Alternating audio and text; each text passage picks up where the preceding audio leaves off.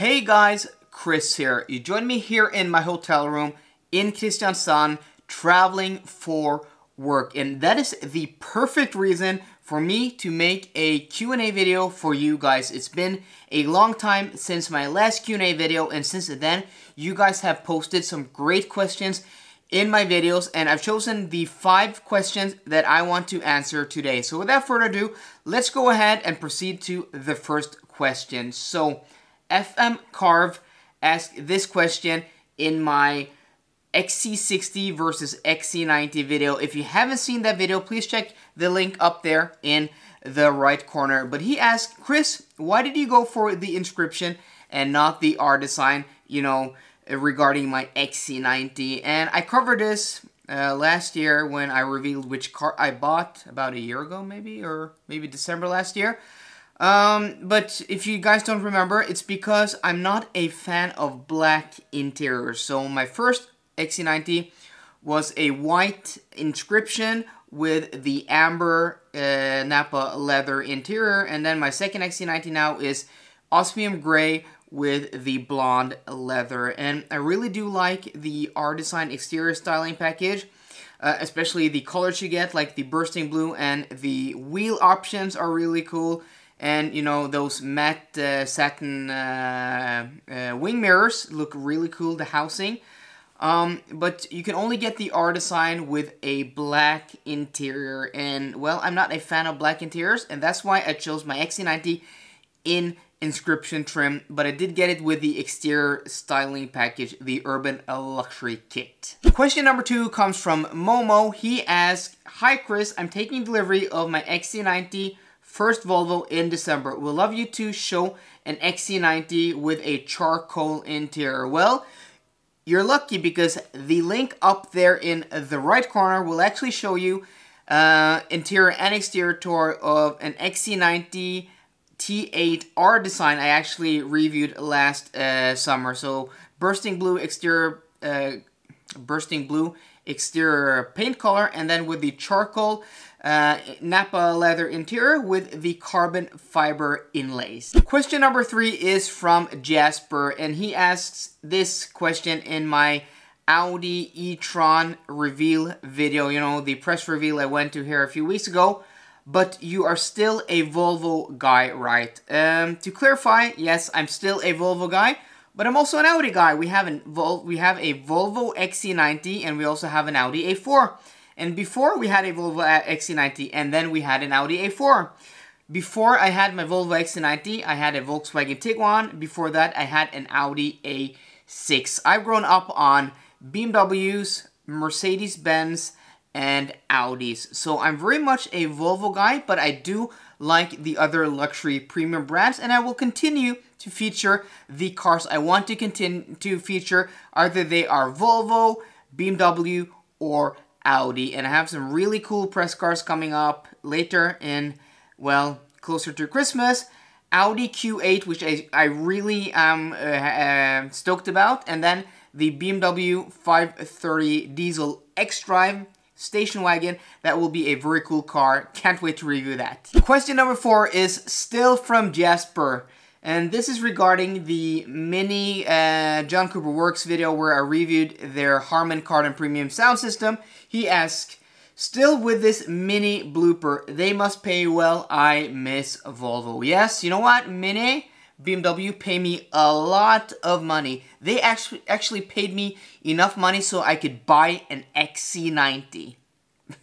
Serious, guys. I hope, Jasper, you comment on a lot of my videos, and I love you, man, but I hope you're joking here because nobody is paying me anything, unfortunately. If they were paying me, I would be obliged to, state that, especially since I'm in Norway. I would be obliged to put a small, notification that I am being sponsored. So I rest you assured that I'm not being paid by anyone. And yeah, you missed the Volvo videos. I made a ton of Volvo videos, but I do want to make other content as well. And Volvo only have, a certain number of cars, and I've done everything: XC90, XC60, XC40, V60, S90, V90, V90 cross country, the old V40. So until they come with, you know, the new cars which are coming up, the V60 cross country, the new V40 that will come at any time soon, we're hoping, there just aren't that many Volvos for me to review yet. I'm still, one I have in the plans is a V90 T8 inscription that I think Volvo have a press car for in Norway. So, but I want to do that early next year because scheduling now, I'm fully booked with press cars until Christmas. And, well, I'm just busy with work and other stuff also. Question number 5 and last question comes from McAverage. Thanks, Chris. Out of interest, how do you get access to drive cars in your reviews? Do you just go into a dealer and be like, hey, I'm starting a YouTube channel. Will you let me review some of your cars? Well, this is a very, very good question. And I actually answered his question in this comment. But I wanted to dedicate the rest of the video for this question because this is something a lot of people are wondering about. How do you get started with cars on YouTube? And the way I started was with my own XC90. So my very first upload was the delivery of my 2016 Volvo XC90 that I took delivery of about 2.5 years ago, February 2016. And I just made that video because I, at the time, were watching a lot of, you know, these other, you know, the British YouTubers especially, Sam from Seen Through Glass, James from Mr. JWW, and Paul from Supercars of London, and other people as well. And they were making these, you know, take delivery videos of these supercars. And I was getting, you know, my first really expensive car, especially here in Norway. The Volvo, my first Volvo XC90 was plus $100,000, plus 100,000 euros. So for me, at least, a very expensive car and somewhat, you know, an exotic in my mind. So I wanted to make a video like these guys had made videos, but mostly just to document my experience. So the day of delivery, I decided to, what the heck, why should I just, you know, hold my phone up like that, make a video. That video was terrible. I wasn't as articulate, as smooth, or as camera friendly as I am now, at least. Check the link up there in the right corner to check that video. I think it's a terrible video, but I'm not going to take it down because my journey has been immense in my own opinion. So I just filmed my own car taking delivery of that, and I started making videos on my own car, and then I would like hidden, like secretly film maybe some interior and exterior shots of a car.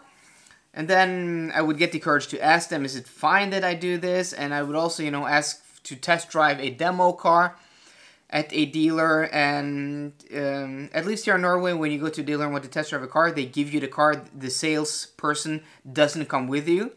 Usually you get a few hours, maybe you can get the whole day. Sometimes you can actually borrow a car from Friday to Monday. Some dealers, well, some dealers do that. But that will be very different. But would I be able to... So that's how I started, just filming some cars here and there. And then after about a year of doing it, I wasn't doing it very seriously. It was just a hobby. And then after a year, I emailed Volvo and I said, hey guys, I have this YouTube channel where I make videos on my Volvo. I'm not very big at the time. I think I had sub 1,000 subscribers. I don't know how many views I had. Maybe a few 100,000 views. And then I said, do you want to, you know, do some type of collaboration? And then they said, they were very positive. They said, okay, we're going to give you access to our press car fleet. Meaning they were treating me like press, like a journalist. Like, you have the same access to our press cars as, you know, the major newspapers, motoring publications here in Norway. And I was like, serious guys, that's awesome. So that's why I also, you know, shifted even more to Volvo, because before that it was my Volvo, and then, you know, a few other cars, and then I think our Audi A4 also, I made a video. And then I shifted because that was my access. My access was Volvo, and I said, okay, maybe other manufacturers will be interested. So I emailed BMW, Jaguar, Porsche, Audi, and I only think Jaguar responded. Nobody else responded, and they said, at this point in time, we're not interested. So that was probably because I was a very small channel, you know, probably then just above 1,000 subscribers. But I just you know, I took my chance, or took the opportunity Volvo gave me, and I started making videos. And they liked that, so they were, you know, willing to lend me cars for a week at a time, sometimes even longer than that. The V60 Polestar I had last summer, I had it for almost 3 weeks, which is very cool and quite unusual when you're a small channel like me. But it also depends on where you live and who you're competing with. Here in Norway, I'm not aware of too many car YouTubers. The other one I know of is Tesla Björn. So shout out to Tesla Björn. Makes a lot of videos on his Teslas and other electric cars. I'll put a link up there in the right corner to his channel, or down there in the description down there. So I'm not competing with any other YouTubers here in Norway. I'm competing with, you know, the motoring publications.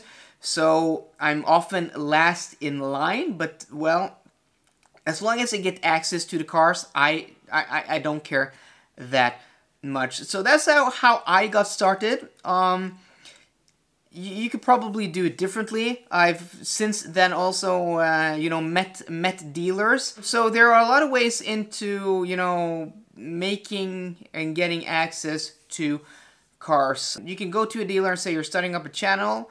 That might be hard if you don't have any subscribers, if you don't have any views. So maybe try a different angle, because now that I'm still, you know, a very small channel, just above 6,000 subscribers, and well, we're nearing almost 3 million views, guys. That is just crazy awesome. So thank you very much. But still very small in the world of YouTube car vloggers. But still, that makes the bigger I get, the more subscribers, the more you guys subscribe, and that's why it's important for you guys to actually subscribe, because the more subscribers I get, the more access I will get to cars. So this fall I have a project with BMW.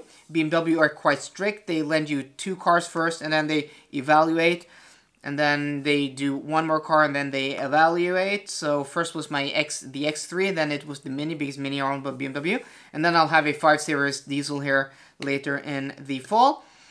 And then Audi have actually opened up their press car fleet, though they only have 2 press cars currently at the moment in Norway. That's the Q8 and Audi A6 Avant. The Q8 was actually they were selling that press car because everybody had, you know, had their run at it. And they managed to keep it in just for a few days longer so I could have access to it. So thank you a lot, Audi Norway. So I hope that answers your question, Meg Average. I went on a bit of a rant there. I apologize about that. But yeah, go to dealers, film your own cars. There are many ways around it. That's how I got started, the story I shared with you now. So I hope you guys enjoyed this video. If you have any more other questions for another Q&A, please drop them down in the comment section below. And if you like this video, please give me a thumbs up. And for more car content, as always, guys, please subscribe. See you guys later, and goodbye.